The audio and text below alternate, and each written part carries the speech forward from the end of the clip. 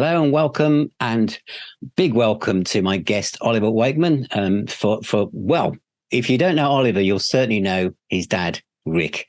And this is Nasmini Magazine podcast, and this is one of these interviews I've been really looking forward to because we're going to be talking about another legendary guy from the prog world who sadly passed away, which is John Wetton. But I also want to talk to Oliver about your time with Gordon Giltrap as well, and of course you've touched base with the Strawbs, so all kind of points where your dad Rick has also been around. And of course you've also got a brand new album coming out as well called Anam Cara. Is that the right way of pronouncing Anam Cara, it? Yeah, Anam Cara, yeah. Okay, well, welcome Oliver, and thank you for your time today. My pleasure. Where I want to start with is, and we've both got one, it's the John Wetton deluxe box set looking at his solo career. And this has been put together with a lot of love and affection. And I watched a video where you talked about the autobiography of John in Extraordinary Life and how you talked about that.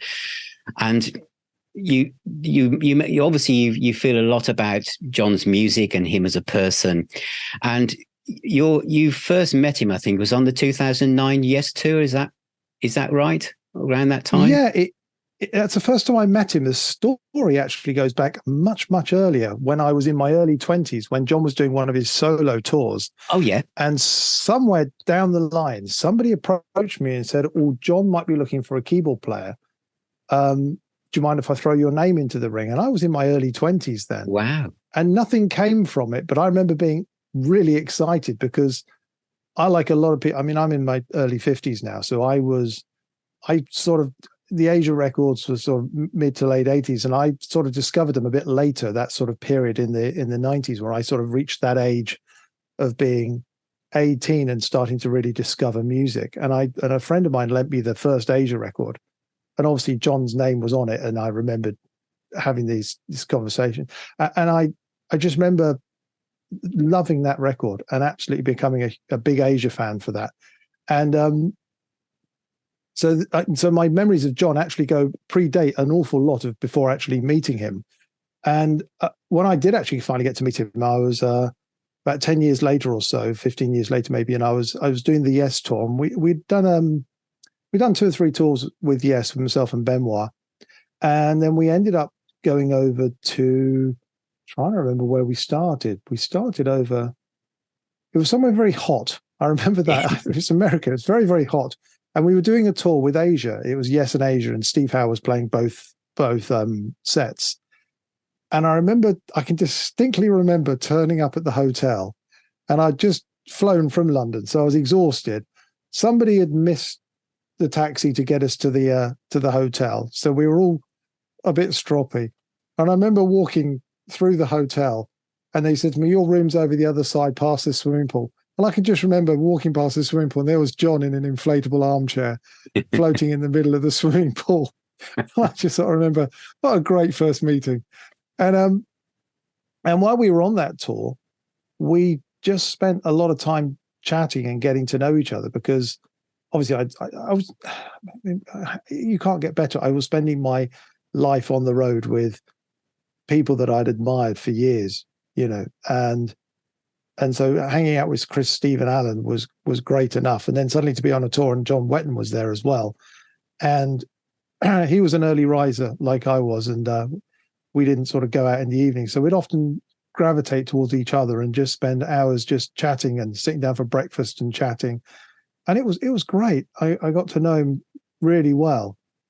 So that was when I first met him, and we spent a lot of time together on that tour. It was great fun.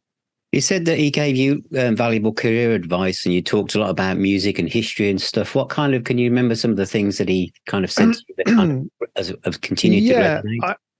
I have a couple of things. One, some advice that he actually gave me, and some advice that I've sort of imparted from the way he writes songs. I mean, one of the things about this solo thing is I knew some of John's solo work. I didn't know all of it, which is why this box set was so amazing. And I remember sort of when I was learning to write songs, I always remember listening to John in the Asia music and thinking to myself, how does he do it? I was so used to growing up in the 80s and the 90s where it was that traditional don't bore us, get us to the chorus sort of approach to music. Yeah. And John seemed to do this stuff where he would just write verses that were so melodic and so wonderful that once the chorus finished, you look forward to getting back to the verse to hear how he would do it again. And he just had this ability. And it's one thing I noticed in the box set going through some of the music. I mean, I knew some of it, some of it I didn't. It was just, he never writes anything duff. It's really annoying. He just always manages to come up with a great melody and something that just makes you, it's like ear candy. And so I always had that when I was learning to write songs and writing songs. I have a little yardstick where I'm writing a piece of music, and I will think, is that verse good enough? Is it? And it's because of John that I do that.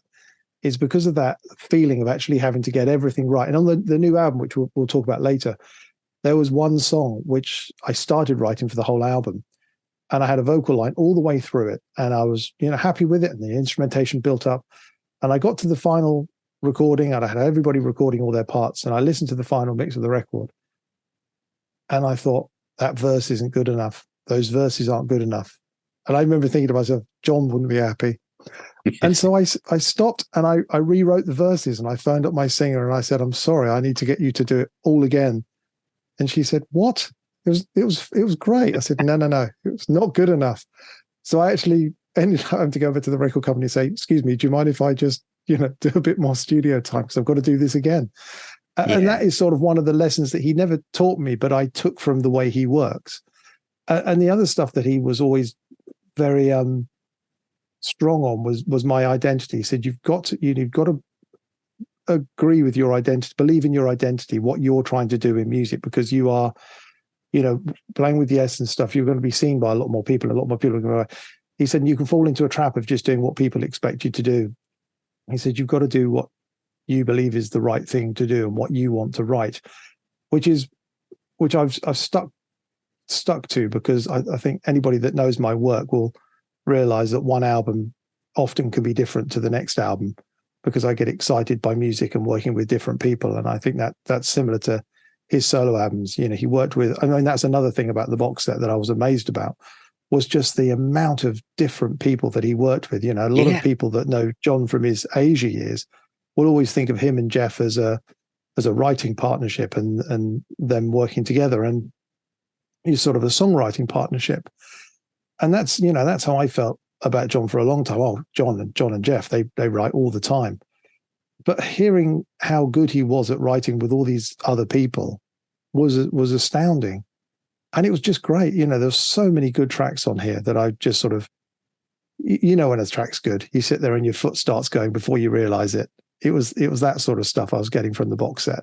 I mean, because obviously for the marketing perspective, they've got to keep mentioning the word progressive rock, and that's the King Crimson and Asian stuff. But really, when you go through this box set, you realize what a fantastic songwriter he was. And it isn't, when people think of prog, then they think of all this almost like mathematical time changes and dense music. But this is not that. He's, as you say, his voice is like velvet. And there's the Welcome to Heaven and Rock of Faith were my favorites within this box set. I mean, they're all beautiful. Yeah.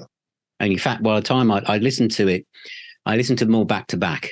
And once I got to the end of Rock of Faith, I felt quite emotional about it, because realizing he's not here anymore, and the absolute quality of the songwriting. And then, as you say, you look at the extra tracks, and he's worked with Jory and Moroder and David Cassidy, and there's just all sorts of names you wouldn't necessarily associate with him, but everything just sounds like him. Oh yeah, it's remarkable. I mean, I'm going to pick up on a couple of things. Because like you, I've been going through the record and listening to it. And Rock of Faith, I knew, I didn't actually know the record before, because obviously I worked a lot with Clive Nolan, and Carl Groom mixes all of my records, and they are both the producers on the Rock of Faith record, and they did all that recording in Thin Ice, which is where I have practically recorded nearly all of my records. And so I know the quality of the work that Clive and Carl do, and that's a stunning record. But I think it was on Battle Lines. I think it's the track Love. Actually, I'd phrase it a different way. On the box set, there's some bonus tracks on each disc rather than the rarities discs. Yes, that's right. And what amazes me is the bonus tracks are phenomenal. Yeah. There's a bonus track called Love Is, which I just listened to, and it's like, how can this be a bonus track? And then there's the track Cold Comfort. When I was listening to Rock of Faith, it's like, what a great track. What a great track to end the album. And then when I look through the sleeve notes and it's like the bonus track, and you go, oh, come on, John, that's not fair. Yeah, the music's beautiful, isn't it? I'm just thinking of the Celtic Cross and the Circle of St. Giles off Archangel. It's got a kind of a Celtic kind of dimension to it, which of course on your latest album there's a Celtic dimension as well. But yeah, as you say, he was just their songs, as you say, the verses, the choruses, they're all beautifully arranged. Yeah, he was huge. I mean, I'm not the world's. On my Twitter handle, I put myself down as a keyboardist and piano player, songwriter, occasional guitarist, and even more occasional singer, because I've been blessed with the ability to sing like my dad, who is also renowned for not having the greatest of singing voices. And I get so jealous of somebody like John that can just sing.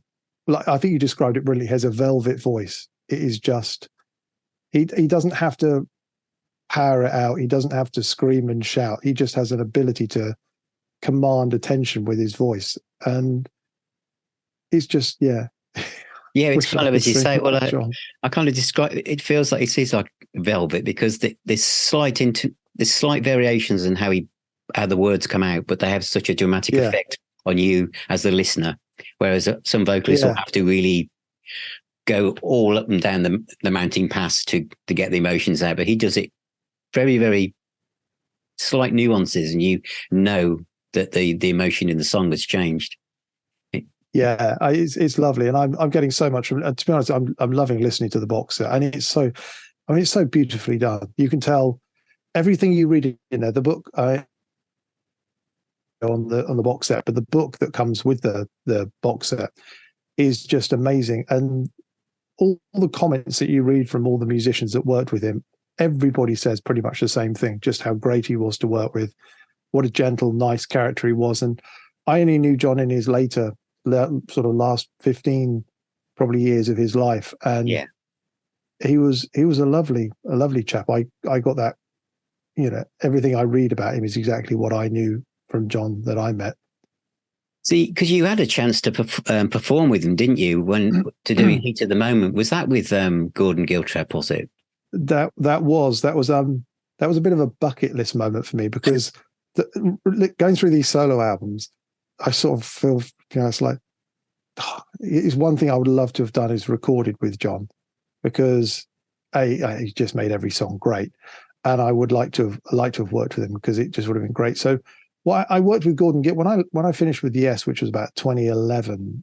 I think it's 2011. I finished with Yes, the end of 2011, and I then went on to work with Gordon Giltrap, and we wrote a record called Ravens and Lullabies, and we went out and toured that as a duo. It was half the album was rock songs, half the album was duets in it. Those were the Ravens and the Lullabies. And so when we went out as a duo, we could only really do the Lullabies portion of the record. So we did the sort of gentler music.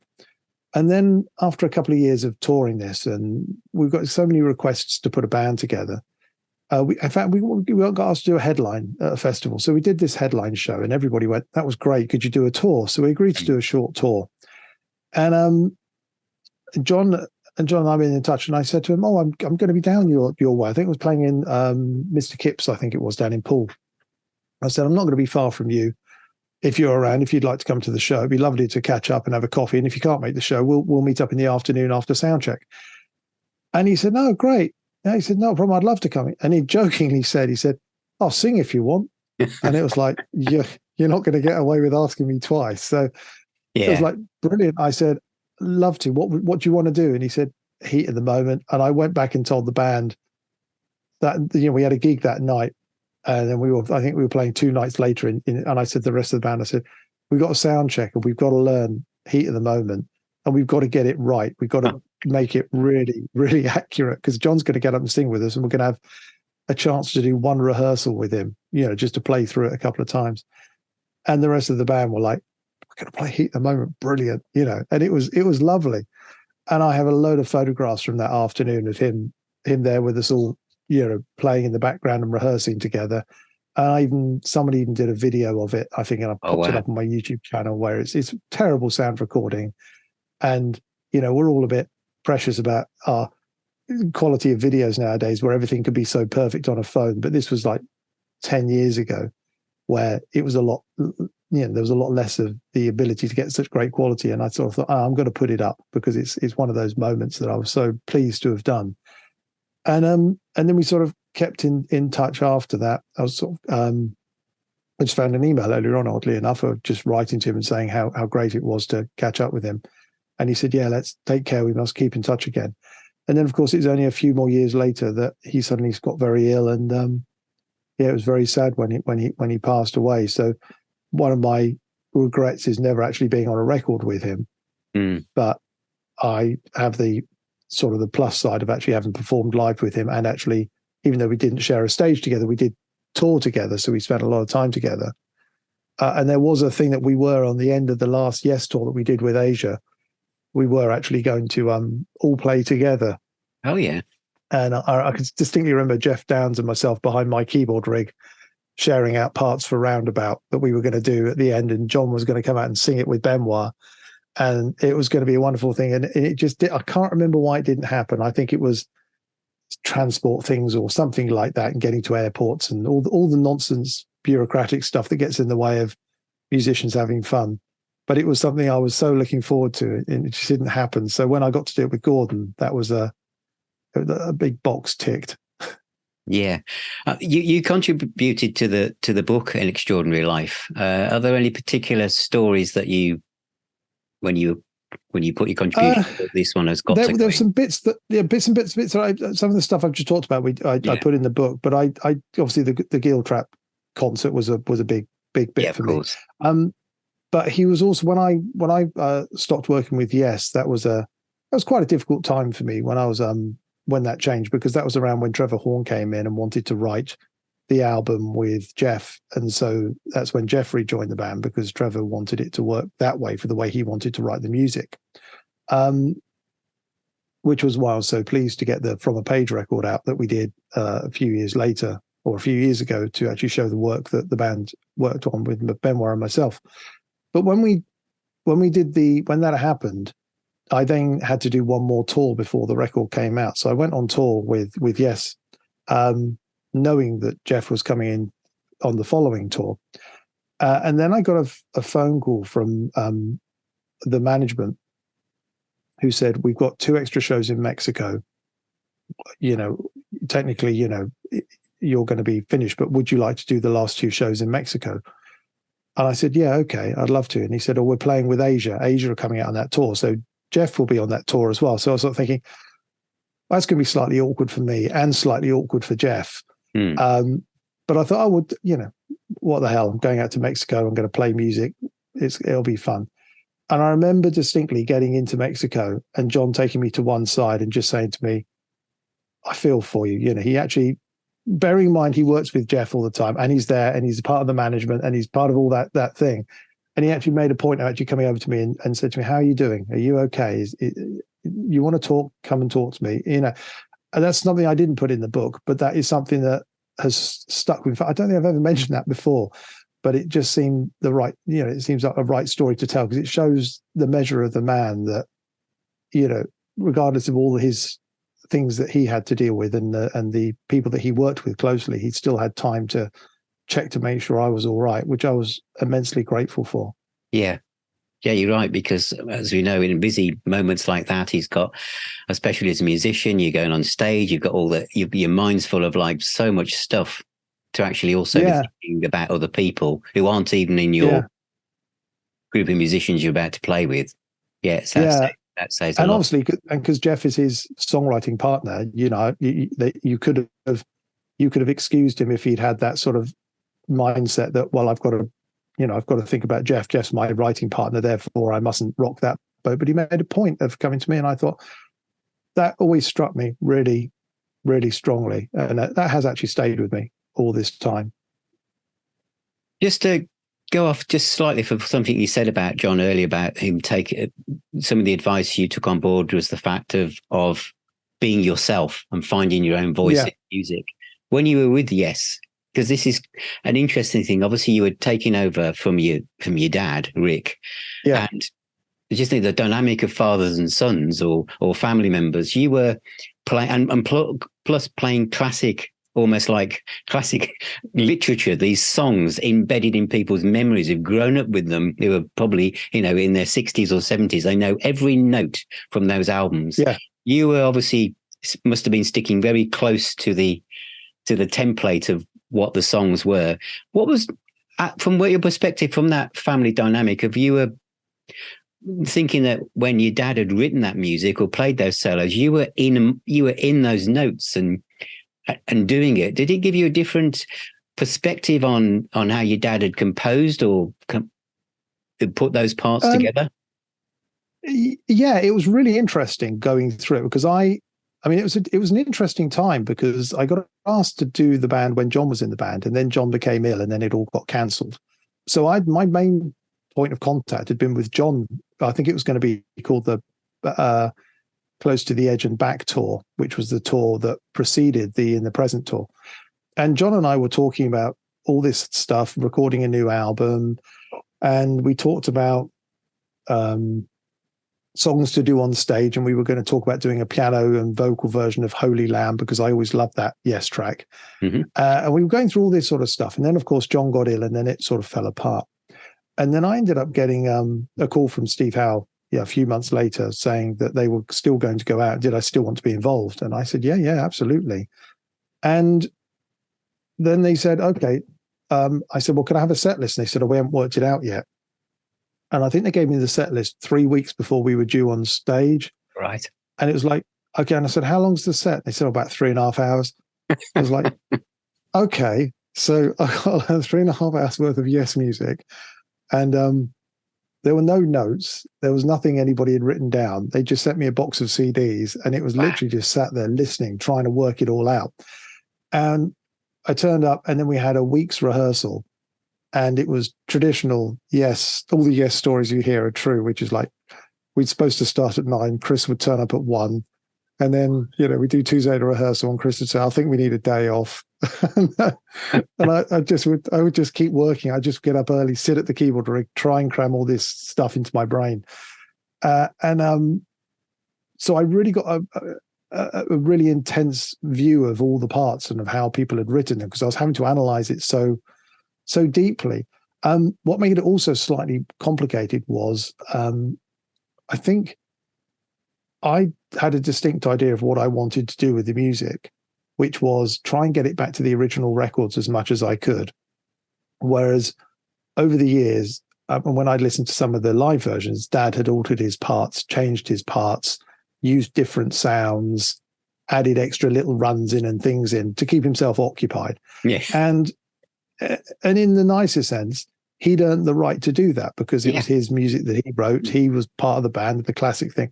I didn't have that. I couldn't come in and just go, oh, well, I'll noodle something here and I'll make something up there. It was like, no, if I'm going to do this, I'm going to do it. The thing that I can bring to the band is maybe some authenticity back to how the records were originally played. So I turned up having learnt all these original parts. And then Chris and Steve would turn around and say, oh, we don't do it like that anymore. We have a different arrangement for live. And it was like, okay, so they give me the live albums to listen to, and there's Dad playing all these extra bits over it. And it's like, okay, so I've got to try and remember and try and arrange all the original parts for how the new arrangement is, but without all the twiddly made up bits as well. So that was quite a challenge. But it was great. It was so challenging. Chris even came up to me one time. I think we were doing Siberian Khatru, and he said, can you do that string bit that comes in the middle section? I said, what bit? And he goes, oh, it comes in about, and he made a certain point. He says, a little string part. And I sort of said, okay, well, let's listen to it, Chris. You tell me where it is. And he played it. I said, I can't hear anything, Chris. He said, no, listen again. And I listened. I said, I can't hear anything. I said, Benoit, can you hear anything here? And Benoit went, no. And Chris is renowned for having was renowned for having a wonderful memory. He just phenomenal memory. And he said, we did it in the studio. It can't have made it to the record, but I can remember what it was. And he would start singing to me what he wanted. And so I'd have to start working these parts out that didn't exist, that only he could remember. Wow. And he said, and he would go, and if you could throw that in for tomorrow night, that'd be great. That'd be great. Like, yeah, all right. Not a problem. Not a problem, Chris. I'll add it to the list. So was it? So when you went from when you found yourself then with Gordon Giltrap, who was a totally different musician, a brilliant guitarist, and one actually I know actually personally know Gordon quite well. When I live in Cornwall now, but we used to live in Birmingham, and my wife played on one of Gordon's albums called "For the Music for the Small Screen," and he comes down to Cornwall every so often, and we have a chat to him. So seeing that you played with him, and obviously John was also involved singing "Heat of the Moment," but musically he'd been moving more into kind of like solo guitar virtuoso, quite folky stuff. So you come from Yes, where you're having to do all this complicated stuff, and now it's just you and another musician. Was that a kind of a different dynamic and a not an easier one, but a more expansive one for you to stretch out and do what you like as well? It was. I mean, the thing that we both decided when we got together, what actually happened was Gordon phoned me up and he said, I'm doing a solo record. Would you play on a track? And I said, yeah, I'd love to. Because Gordon and I had met at a Christmas show. Dad used to do these Christmas shows.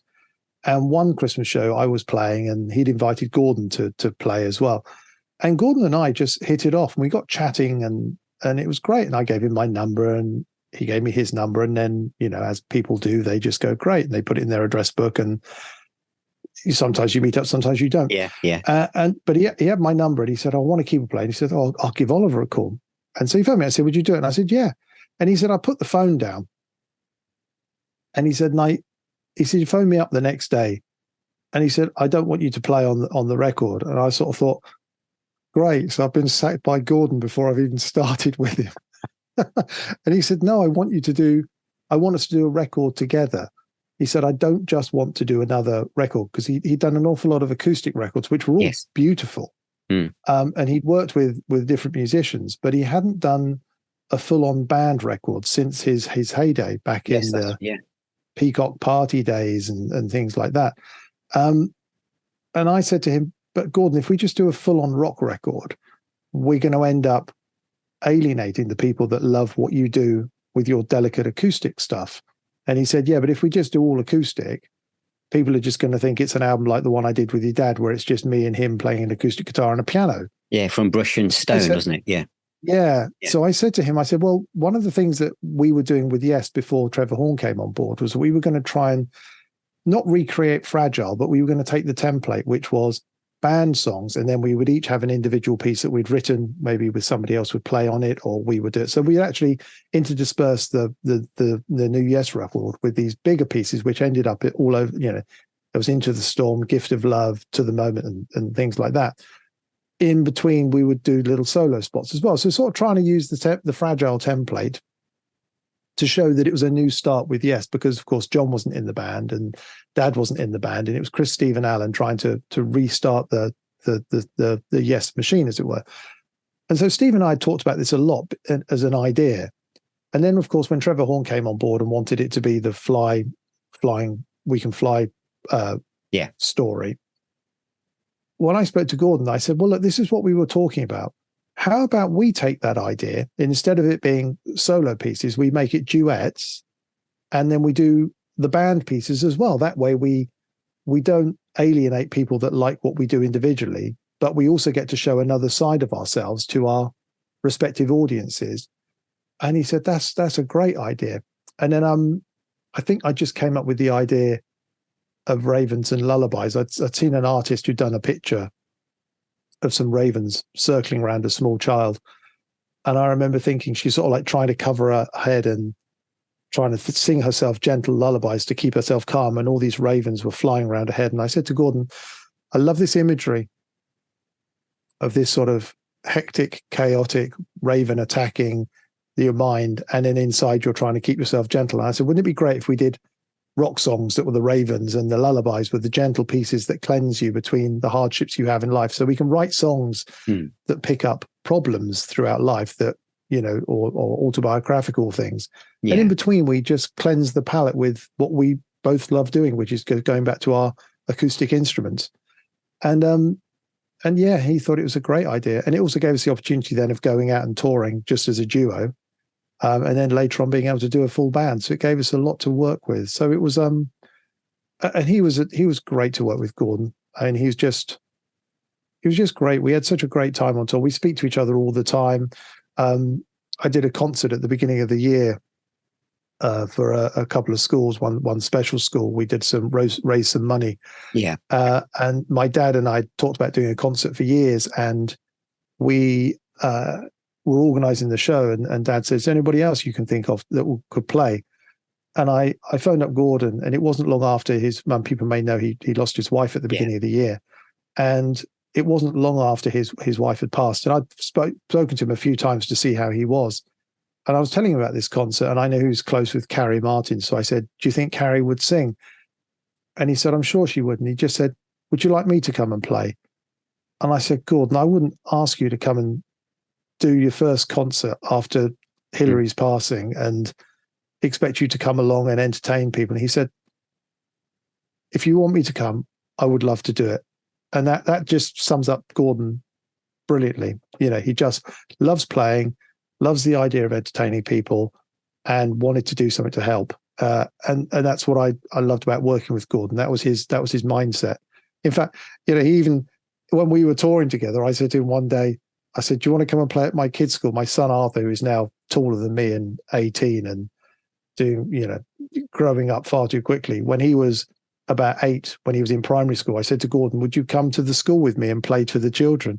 And he was like, yeah, not a problem. And there was the two of us sat there at a grand piano, him and his acoustic guitar, with about 158-year-olds clapping out of time whilst he was trying to play Heart Song. It was hysterical. He was just so happy to do it. And that's Gordon, you know, another lovely chap. Has Gordon's music, has it in any way influenced your new album at all? You know, in a way, yes. Because I did the album with Gordon, and he did such wonderful acoustic guitar playing. It made me, when I did this album, I was thinking, basically the new album is a sort of rock Celtic type record. So I wanted to develop and work with other musicians.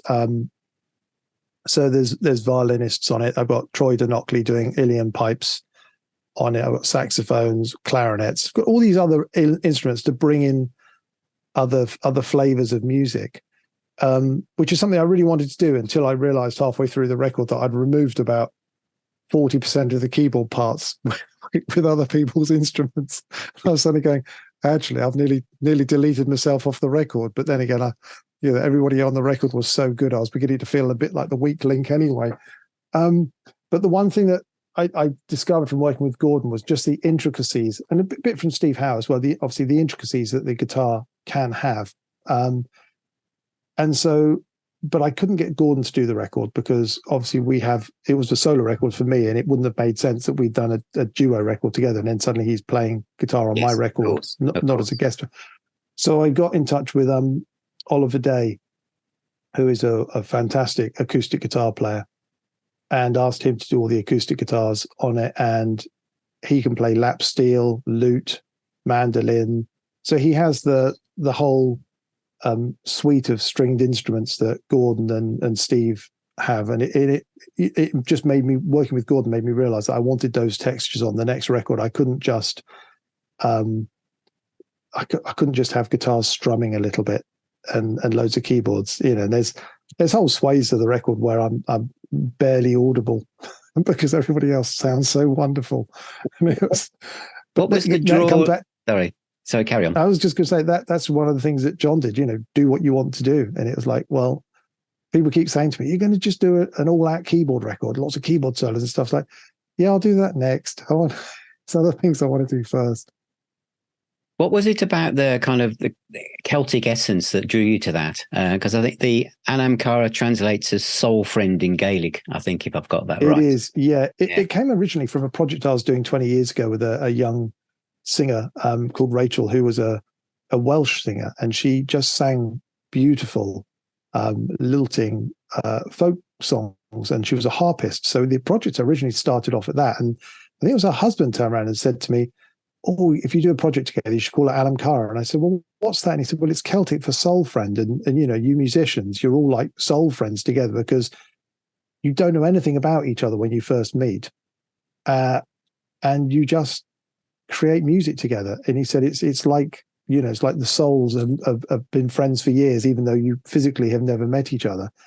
And I thought, well, that's a great idea. The project never really got going. We did a couple of demos, I think, and then it sort of fell apart. And then I ended up doing some rock albums, and then I went off to join Yes. And my management was saying to me, what do you want to do next? And I kept thinking to myself, I want to do that Celtic rock record again, because I love bands like, obviously I love all the Riverdance stuff. I love the Clan Ad, all that, that sort of, it had a hauntingness to it. But I sort of thought it'd be really interesting to see if I could write something that had that feel, but also was quite keyboard heavy as well.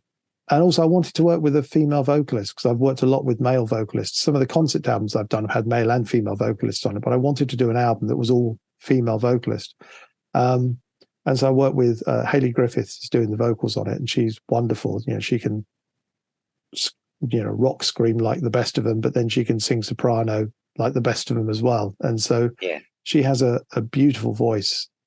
And it was an opportunity to work with people I'd wanted to work with. A violinist, Robert McClung, who's an American violinist who just plays beautiful, you know, just a wonderful player. And obviously Troy, a lot of people know Troy from his work with Nightwish and his pipes and whistles. And it just added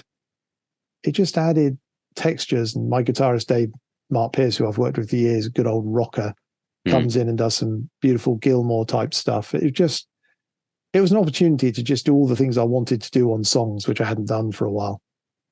And yeah, it's just a different toy box in the nicest sense. It's like, you know, it's like opening up a new set of toys and going, oh, great, now I've got a violin. What can I do with that? How can I make that work with the piano? How can I do these things? And it was lovely. I've thoroughly enjoyed it. I think it's out early next year. Can't wait to see what people think about it. Hope they like it.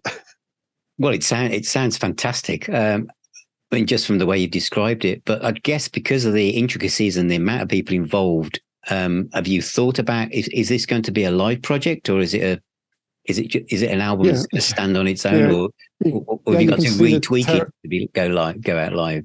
I have, yeah. You can see the terrified look on my face. Yeah, we've been asked to do a headline show in April, right? So, which is great, because I've got Scott Hyam on drums, who's the old Pendragon drummer, and so he's joining me. And obviously Hayley and Oliver are going to come, but I can't take the full band out because it would just be too expensive and too difficult to do for the rehearsals, having 8 or 9 people on stage. So we're doing a one-off show where we'll do some of the music from that record. And we're also going to play from a page the Yes record that I wrote with them. So we're going to play those 2 records and a few other bits and pieces. So we're going to do that and see how it goes. And then if that goes well and we feel like it's gelled properly, then I'd like to do a little tour with it. But yeah, it's because it's so different, because it's my old rock band, which the other band I take it, which is we call it the OWB, which is just Oliver Wakeman band. That's myself with Dave again, and Paul Manzi, the singer, who then went on to join the Sweet. Paul and I have worked together for years, long before he worked with the Sweet. And when we get together, it's a good old 5-piece, keyboard-driven rock band, and so we all know each other so well. We just go, right, what did we do 10 years ago? All right, let's do those 6, and then we'll learn another new piece. But this thing, because it's all new with all new people, I'm slightly nervy, but. Yeah. I've done enough of these things with Dad, where Dad will phone me up and say, do you want to do a show? And I'll go, okay, what are we doing? And he'll say, I'm doing King Arthur at the O2. Can you come and do that? We've got a 2 days rehearsal, 1 day with the choir, 1 day with the orchestra. I'll send you a load of notes. And you go, all right, Dad. So because he's sort of I've grown up with this sort of putting you on the spot approach to things. I've suddenly become that sort of musician, as opposed to all my other musician friends that just go, you're a lunatic. Just put a band together with 5 people. Well, as you've mentioned, your dad again there with obviously some of the concept albums you've been involved with. I noticed on your website that you also wrote the foreword for a book on a Yes album, Tormato. Yeah, I'm just yeah, thinking, what, because that one is so different to the whole catalogue. And yeah. I mean, what drew you to that one to write a foreword for a book about it? Is that one Well, that you like yourself? I do actually. It's my favorite Yes album, Is except for the it? one that I did. Yeah, it's bizarre, isn't it? Because I was first mentioned on Fragile. If you look at the gatefold sleeve Fragile, there's a booklet on the inside where they Yeah, all that's talk right. about bits and pieces. And at the bottom of Dad's ones, it says "P.S. to one future offspring," and that was me because it was 71. I was born in Yeah, 72. amazing. So everybody sort of assumes Fragile would be my favorite record, or Close to the Edge, or Going for the One, and all these things, which I love. They're terrific, amazing records. But when I was about 13 or 14, my dad came back to the UK. My mum and dad split up when I was about 5 or 6, and my dad went over to Switzerland, lived in Switzerland for many years. And so I didn't see him. And then he came back, and I was about 12, I think, 10, 11, 12, something like that. And he married Nina, who was his third wife.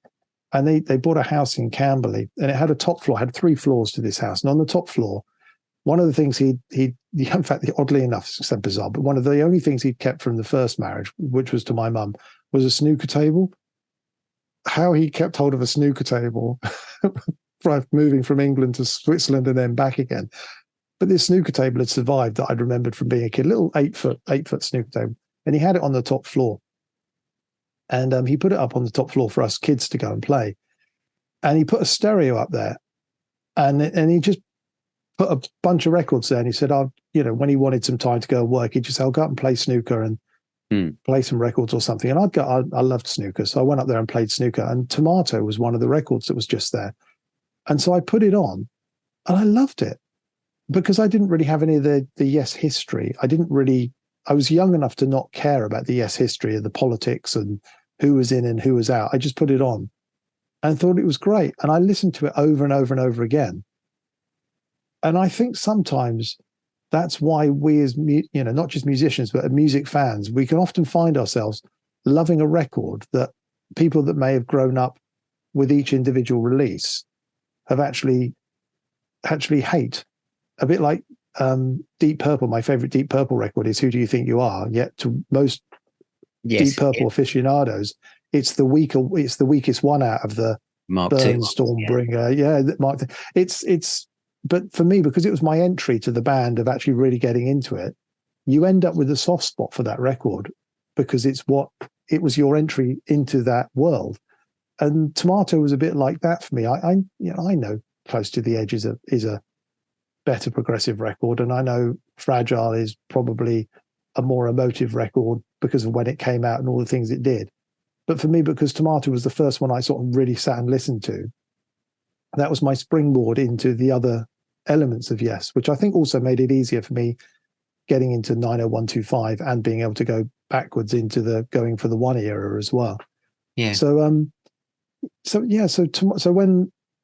when I've been interviewed by Kevin Moraine many times on his podcast for the Yes projects that I've worked on, he'd always said to me, "What's your favorite Yes record?" And I said to him, "It's Tormato." I said, "You're going to laugh at me. It's Tormato." And he went, "That's my favorite one as well." And I was like, "Wow." And he said, "I'm writing a book. If I write a book, will you do the foreword?" And I said, "Yeah, absolutely." And then, true to form, a few years later, he said, "I've written a book. Are you still okay to do the foreword?" And I said, "Yeah, absolutely. I'd love to." So that's how it came about.